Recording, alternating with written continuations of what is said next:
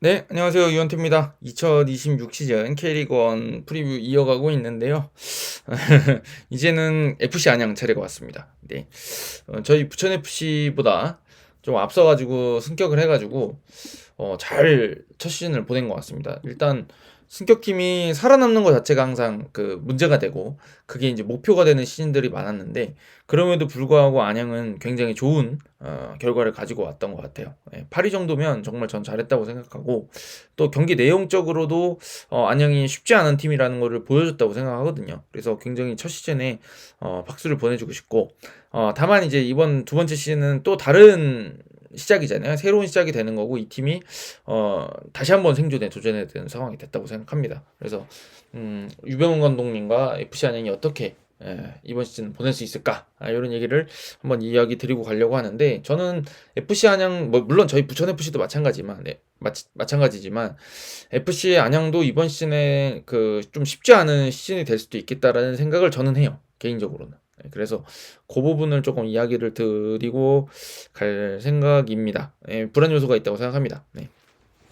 자, 일단 그 가장 불안 요소라고 하는 부분은 많은 분들이 예상을 하셨을 것 같아요. 네, 다 똑같이 생각하는 것 같아. 네, 못다가 떠났다. 이게 좀 큰 문제가 되는 것 같습니다. 저는. 왜냐면은 FC 안양의 그 축구가 가진 저는 좀 특성이 있었다고 생각하는데 안양이 그 재작년이죠. 재작년에 이제 K리그 2에 있을 때는 사실 전력이 꽤 좋은 팀이 그러니까 꽤 좋은 팀이 아니고 거의 뭐 제일 좋은 팀 중에 하나였던 것 같아요. 개인 기량도 제일 좋고. 왜냐면은 여기 그 국내 선수들도 K리그 1에서 뛰었던 그 경험치가 많은 선수들이 많거든요. 사실 이창용이라든지 그다음에 뭐 김동진 뭐 이태희 이런 선수들 사실 잔뼈가 굵은 선수들이잖아요. 이런 선수들이 있는 상황에서 여기에 그 잘 뛰고 다부진 이선 미드필더들에서 그 뭐 윙이라든지 이쪽에서 잘 뛰는 선수들이 또 잘 나와준 것도 있고 여기에 지금 사실 마테우스라고 하는 테크니션이 굉장히 특별한 맛을 더해줬거든요. 사실 그러면서 안양이 좋았어요. 네. 제가 느끼기엔 개인 기량 쪽에서 안양이 부천보다 좀 낫다는 느낌을 많이 받았었어요. 재작년에 사실. 네. 그런 면이 있었기 때문에 안양이 승격을 할 수 있었다라고 생각하는데 그러니까 안양이 그렇게 K리그2에서 보여줬던 것과 달리 지난 시즌에는 사실 본인들이 그렇게 압도적으로 좋은 경기량을 가지고 K리그1 팀들을 압도할 수가 없는 상황이 되다 보니까 조금 축구도 달라져야 되지 않을까라는 생각을 했는데 그걸 잘 이제 반영을 해가지고 좋은 성적을 냈단 말이죠. 근데 그럼 그 전술에서 핵심이 누구였을까 생각해보면 저는 일단 못다였던 것 같아요. 안양이라고 하는 팀이 지금도 선수단 구성을 보면 K리그2 때부터 같이 했던 선수들이 꽤 있습니다. 뭐 저기 김보경 선수라든지 K리그1에서 이제 영입해온 선수들이 있고 그다음에 이제 뭐 이번 시즌에 최건주 선수라든지 K리그1에서 뛸 만한 능력이 있다는 것을 보여준 선수들이 영입되어 있는 팀이긴 하지만 여전히 K리그2부터 함께 했던 선수들이 팀에 많이 남아 있거든요. 그런 상황에서 FC 안양이 전력을 비약적으로 상승시킬 수가 없다 그러면 이때 쓸 수 있는 게 저는 이제 흔히 말하는 비대칭 전력. 그러니까 특정 분야에서 이 상대를 압도할 수 있는 부분을 가지고 상대를 괴롭힐 수 있어야 된다고 생각하는데 그게 이제 저는 못다였던 것 같아요. 뭐 마테우스의 능력이 중요하고 이 선수가 전술적으로도 그렇고 볼을 잘 지켜주고 끌어주면서 전반적으로 팀의 그 뭐 어려운 면이죠 사실. K리그 1의 그 압박과 강도 속에서 마테우스 공을 지켜주는 것도 중요했겠지만 사실 그 빡빡한 수비진에서 득점을 만들어줄 수 있는 선수가 있느냐가 정말 정말 중요한 요소라고 저는 생각하거든요. 근데 그걸 해결해줬던 선수가 못다였던 것 같아요. 이게 지금 저기 그 슈퍼컵에서도 전북 소속으로 딱 득점을 터트리는 것부터 딱 보면 이 선수가 지금 얼마나 그 볼이 없을 때 움직임부터가 골을 넣기 위해 잘 만들어져 있는지를 사실 보여주는 그런 거였다고 생각해요. 그러니까 안톤 뒤로 돌아가는 척하다 앞으로 튀어나오면서 이제 발을 대가지고 골을 넣었잖아요. 그러니까 그런 움직임 자체가 못다가 가지고 있는 장점을 많이 잘 보여주는 장면이었고 그 높이도 워낙 좋다 보니까 싸워줄 수 있는 선수였죠. 그래서 어떻게 보면 안양도 공격이 잘 안 풀릴 때는 못다한테 좀 맡겨놓으면 풀어줄 수 있는 선수였던 거예요. 그리고 그 옆에 이제 마테우스라고 하는 기술적인 선수가 있어서 그 시너지를 같이 낼 수가 있었던 거죠. 그래서 안양의 뭐 그 좀 그 선수 구성을 봐보면 제 개인적인 생각은 이번 시즌에 영입된 선수들이 그 색깔에 잘 맞는다고 생각하는 게 일단 저거부터 봐야 되겠구나. 영입 선수. 이번 시즌에 그 안양 같은 경우는 제가 이제 말씀드리려고 딱 지금 하는 선수는 그 이진용 선수입니다. 이진용 선수가 대전에서도 아니 대구에서도 굉장히 많이 뛰는 선수로 유명했고 그 전형적인 그 싸움닭 사냥개 유형의 선수잖아요. 근데 지금 이 안양의 그 허리진 자체가 그 마테우스가 뛰는 그 자리 말고 마테우스나 김보경 선수가 뛸 수 있는 그 앞쪽 말고 약간 허리 쪽은 김정현 선수라든지 그 다음에 뭐 한가람 선수 이렇게 있는 선수들이 다 잘 뛰는 선수들이고 부지런한 선수들이 있잖아요 사실. 네. 그렇게 허리 구성이 돼 있으니까 이진용 선수가 들어가면 또 비슷한 선수가 될 수 있겠죠. 뭐 리영직 선수도 뭐 롱킥도 잘하고 이렇긴 했지만 어찌됐든 수비력을 갖춘 선수니까. 그러니까 수비력을 갖춘 그러니까 활동량을 갖춘 선수들이 허리 쪽에 딱 포진이 되어 있어주고 그 앞선에 좀 외국인 선수들이나 김보경 선수처럼 기술적이나 이런 게 좀 뛰어난 선수들이 앞에서 좀 해결해주는 좀 그런 느낌이 들어요 저는. 그래서 그 투미들 허리 쪽에 3선에 있는 투미들은 사실 공격적 능력도 물론 있겠지만 그것보다는 약간 수비적으로 이 밸런스를 잡아주는 게 조금 더 방점이 찍혀 있지 않나라는 생각이 들거든요. 근데 이제 이게 그렇게 된다 그러면 사실 이 페널티 박스 앞쪽에서 뭔가 힘을 써줄 수 있는 선수가 그만큼 중요해진다는 거죠. 예, 허리 쪽이 이제 그렇게 공격 쪽보다는 밸런스 유형의 선수들이라고 한다 그러면. 그러니까 안양은 어떻게 보면 팀적으로 그 간격을 되게 좁게 잘 쌓잖아요. 그래서 안양 같은 경우는 본인들보다 좀 강하다는 생각이 들면 콤팩트하게 라인 내려놓고 이제 역습하는 형태를 쓰기도 하고 본인들이 해볼 만하다 싶으면은 그때는 또 공격적으로 나와가지고 해보고 그러니까 각 팀에 맞춰가지고 본인들이 좀 공격적으로 하기도 하고 좀 내려서기도 하고 이렇게 운영을 했던 것 같은데 그런 색깔을 봤을 때는 이게 이제 공격수가 이제 가지고 있는 능력 역량이 중요한 거죠 사실. 물러나 있을 때도 중요하지만 이제 내려선 팀을 상대로 득점을 해줘야 되니까. 근데 지금 생각해보면 그 안양이 이런 많이 뛰는 축구로 싸움은 할 수 있겠지만 사실 그런 선수들 공격적인 선수들을 많이 출전시키지는 못하는 구성이 되어 있다 보니까 그런 의미에서 이제 공격수가 중요하다는 말씀을 드리는 거거든요. 근데 지금 이제 이 선수가 나갔단 말이야. 못 나가. 그렇다 그러면 새로 그 들어온 뭐 이제 그 등록명은 엘쿨라노인 것 같아요. 근데 이제 이름을 보니까 이제 에르쿨라노가 맞는 것 같아요. 그죠? 브라질어로 보자 그러면 브라질식 포르투갈어로 보자면 에르쿨라노가 맞는 것 같아요. 에르쿨라노. 근데 엘쿨라노 이렇게 한 것 같으니까 뭐 이 선수가 얼마나 잘해주는지가 상당히 중요할 것 같습니다. 근데 저는 그런 생각을 해요. 지금 뭐 저도 몇 번 이제 그 다른 그 유튜브 채널에서 이 엘쿨라노 선수가 어느 정도인가 좀 봤는데 뭐 얘기 들어보니까 잘 뛰는 선수다, 활동량이 많다 이런 얘기를 했는데 저는 그런 생각을 해요. 이게 잘 뛰고 팀에 기여할 수 있는 선수가 좋은 팀이 있는가 하면 어떤 때는 좀 수비 못해도 득점을 많이 터뜨려줄 수 있는 그런 유형이 필요하기도 하거든요. 근데 저는 지금 안양에 필요한 선수는 어떤 팀에 기여를 많이 할 수 있는 유형 선수도 좋지만 나쁜 건 아니지만 기본적으로는 골을 통해서 팀한테 도움을 주는 선수가 좀 더 필요한 팀이 아닐까라는 생각을 해요. 득점력이 확실해야 된다. 그리고 지금 보면은 공격진에 사실 포워드 중에 이제 김훈 선수 정도가 이제 백업인 것 같은데 김훈 선수 아시다시피 굉장히 부지런하고 뭐 활동량도 좋고 저돌적인 선수긴 합니다만 이 모타 선수랑 비교하기에는 조금 이제 득점력이 아쉽잖아요. 그렇다 그러면 지금 이 엘쿨라노 선수가 잘 못하면은 이 팀이 전반적으로 지금 떨어질 수도 있는 상황입니다. 그리고 이렇게 공격수가 득점을 많이 터뜨려줘야지 그 밑에서 움직이는 마테우스 쪽에서도 많은 힘을 받을 수가 있단 말이죠. 왜냐면 분산되니까. 근데 공격이 잘 못해. 그럼 마테우스 집중 마크 할 거 아닙니까? 마테우스만 막으면 진짜 아무 일도 안 생긴다. 이런 식으로 팀이 흘러가게 되면 밸런스가 깨질 수가 있다는 얘기죠. 그래서 굉장히 안양으로서는 좀 어려운 시기가 그러니까 어렵다기보다 불확실한 시기가 된 것 같아요. 저는 이 팀이 어느 쪽으로 가게 될지 그런 느낌이 있어서 지금 제가 찾아보니까 못다가 이제 14골에 4도움 했어요. 지난 시즌에. 그리고 마테우스가 10골에 5도움 했습니다. 그러면은 못다랑 마테우스 둘이서 24골을 넣었다는 얘기인데 지난 시즌에 안양의 득점이 49골.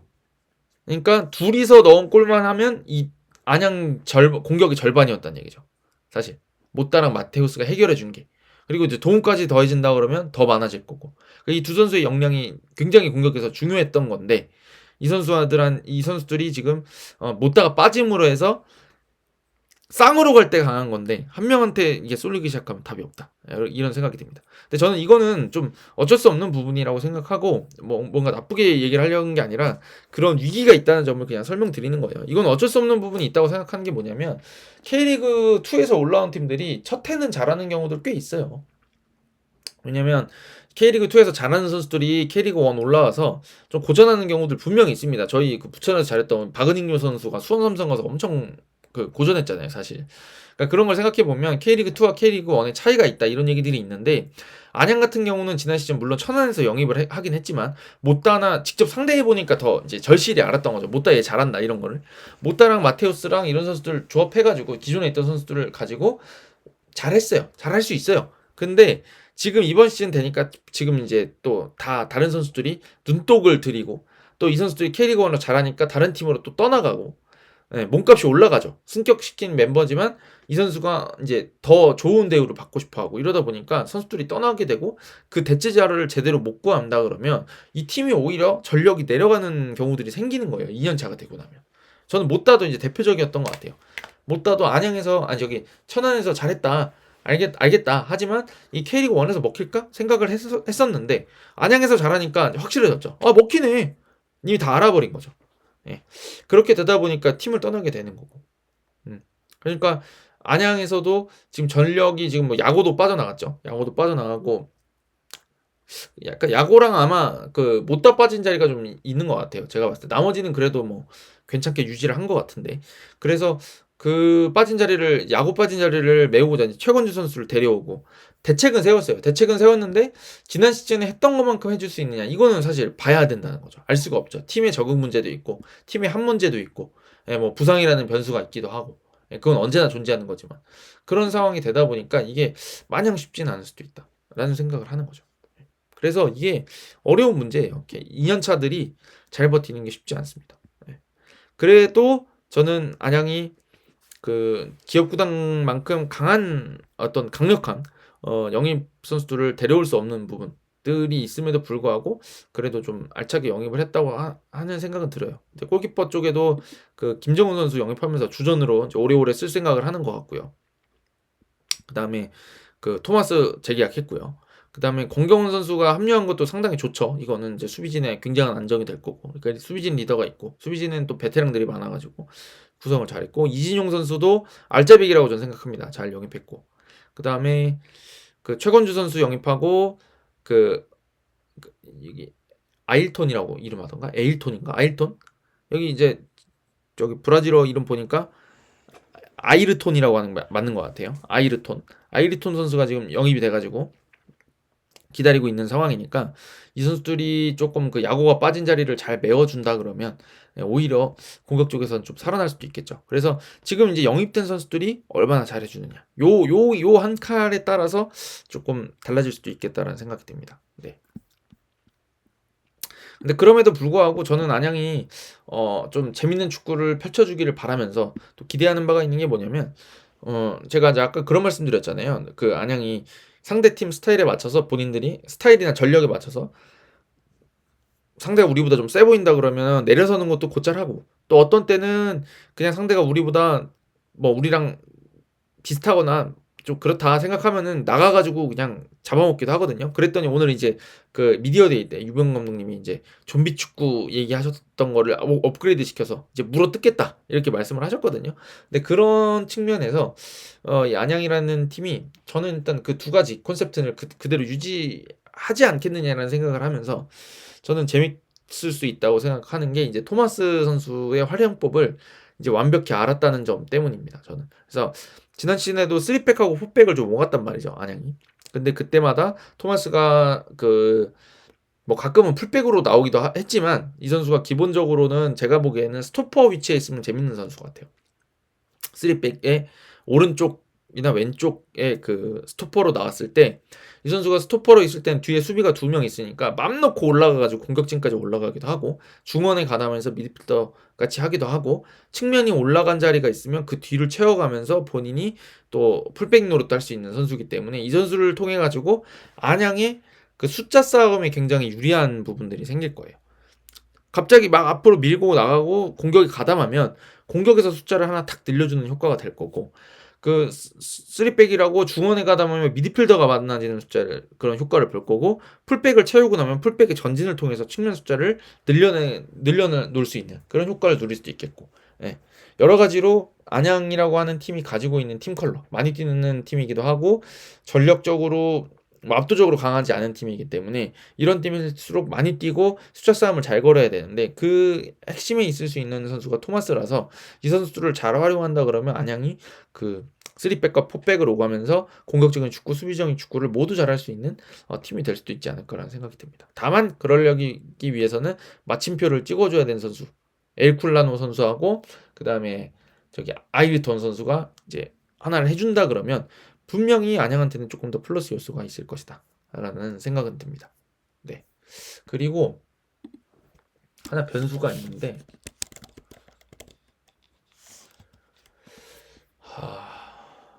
봅시다. 잠시만요.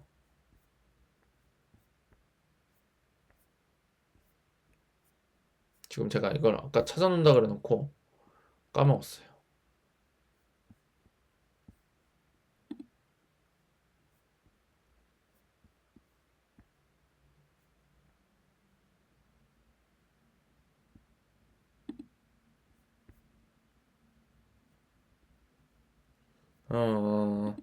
혹시 그 구단주님, 그 최대호 구단주님, 최대호 시장님 이번에 지선 출마하시나요? 잠깐만, 안양시장을 잡아야 되나? 저는 이게 또 좀 중요한 부분이 있을 것 같아요. 제 생각에는. 여기 나무 위키를 들어가 보면 되겠구나. 이번에 나오실 수 있네요. 이게 지방선거는 그 세 번 하면은 네 번째 못 나오잖아요. 네, 3번 연임을 못 하잖아요. 한 번 쉬면 가능한데 보니까 24대 시장이시고 25대를 한 번 쉬셨고 26, 27대라서 이번에 아마 나오실 수 있는 것 같아요. 네, 그렇다 그러면 안양의 변수는 없어진 걸로 하겠습니다. 왜냐면 이 구단주, 특히나 이게 뭐 많은 분들이 K리그가 지금 세금 리그가 되는 거 아니냐 이렇게 말씀은 하시지만, 어찌됐든 간에 이 구단주 선생님들, 그러니까 이 지방자치단체장님들이 적극적으로 팀을 관심을 가지고 밀어주느냐는, 이거는 뭐 엄청난 차이가 있거든요, 사실. 네. 그런 의미에서 봤을 때 시장님이 순조롭게 잘 해가지고 또 삼선 시장이 네 번째죠. 이번째 그 연속 세 번째 임기를 시작한다 그러면 안양에 대한 어떤 그 지원도 여전할 거기 때문에 그 변수는 좀 사라졌다 이렇게 볼 수가 있겠네요. 제가 갑자기 자주 많이 봤던 것 같은데 최대호 시장님 이런 생각이 들어가지고 잠깐 검토를 해봤는데, 네, 문제 없을 것 같습니다. 네. 자, 어쨌든 FC 안양 팬들께서는 조금 두근거리는 마음으로 이번 시즌을 지켜보고 있지 않을까라는 생각이 듭니다. 저도 지금 첫 시즌 때문에 지금 막 마음이 너무 떨리는데, 안양이 지금 K리그 1에 안착할 수 있느냐, 이번 시즌을 잘 넘기고 나면 제가 보기에는 조금 더 숨통이 트일 거라는 생각이 들어요. 안양 팬들도 그러실 거고 선수들도 안양이 2년차까지 살아남고 나면 유병훈 감독님 밑에서 한번 해볼 수 있겠다라고 하는 자신감이 조금 더 생길 것 같거든요.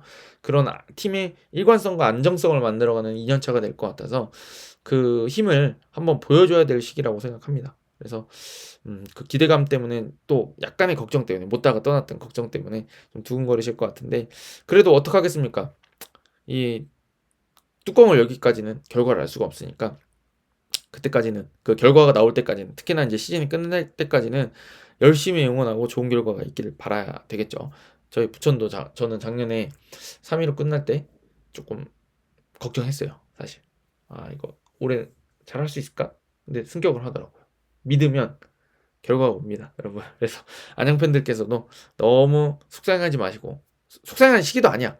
제가 그건 말실수인 것 같습니다. 속상해할 이유가 없습니다. 못다가 떠났다는 아쉬움은 뒤로 하시고 올해 또 새로운 선수들이 잘하기를 적극적으로 응원해 주시기를 응원 저도 하겠습니다. 네, 가볼까요? 가보겠습니다, 여러분. 감사합니다.